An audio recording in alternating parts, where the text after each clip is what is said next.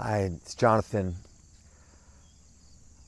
I want to finally do a few pieces actually, on Oswalds Mill itself, the building and the story, because people wonder, like, Oswalds Mill Audio, why would you name an audio company Oswalds Mill Audio instead of like Transparent or Stealth or Triumphant or all the names that high-end audio companies have? It's a weird name, right? But it's got a reason. There's a story behind it, and I haven't told that story yet.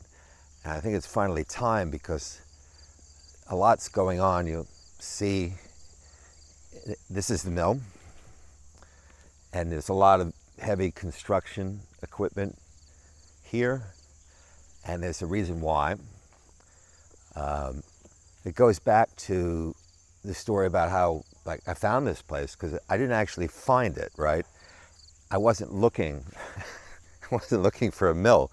I had just finished my first, also my only feature film, and I was coming out to this part of Pennsylvania to visit a friend who actually did the sound on the film. And I met these interesting people and buildings, these old stone buildings. I really gravitated towards them. I really liked them, this kind of architecture. And the mills were especially interesting because they're like really big and super cool looking. And there's this one guy, sort of friendly with, his name was Freddie, and he said, your New York City loft, I've got this building out in the middle of nowhere that it's the only known integrally built house mill left in North America, where they built a house and a mill together in one box. And he said, this is like four New York City, like your loft in New York City, but like one on top of another, four of them, with 2-foot thick stone walls, more than 200 years old. And you should see it because it's for sale, it's super cheap. And I'm like, yeah, okay, Freddie, but I'm broke. I mean, totally broke. I was in the middle of a divorce, and I had no money. He said, well, you know what? You see this place, you'll find the money. And I mean, obviously, I'm doing this video so you kind of understand where this went, but this was just this boarded up ruin. The roof was still good. The exterior walls were good.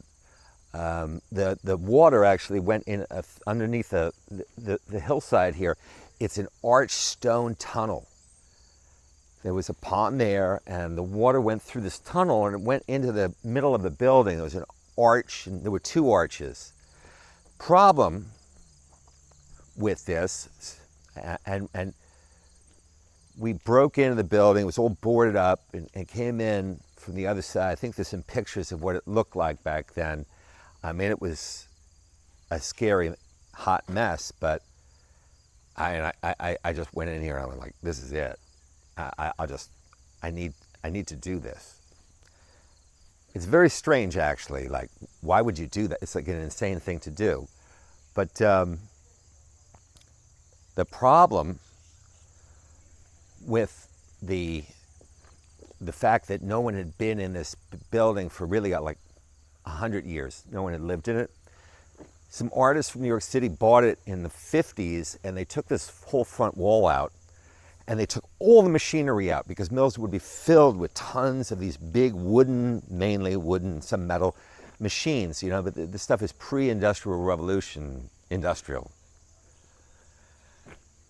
And so they took this wall out, and they made that big opening there because they wanted light for their artwork and stuff. Makes sense. And then they put the wall back, and then the place was empty of the machines.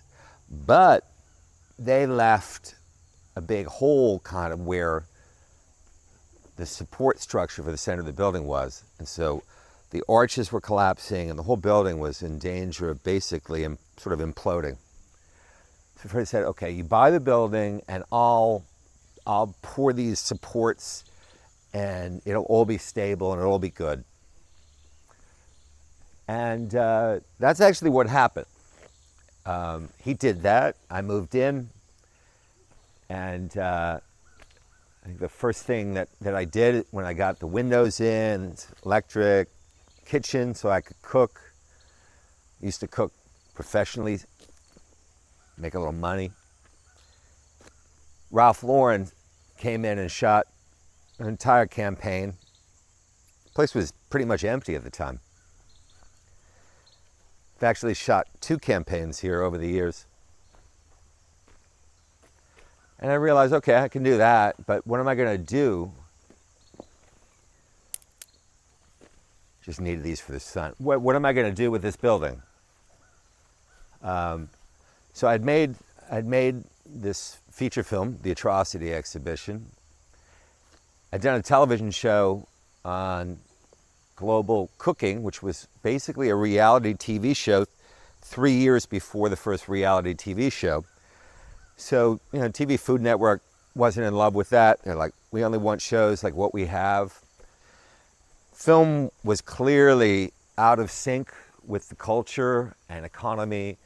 And so I realized, if I wanted to be a filmmaker, I would have to do like MTV or TV commercials, or, TV wasn't what it is today. Today, movies are TV and TV is movies. So, that wasn't going to work. And I have this huge, this is 10,000 square feet.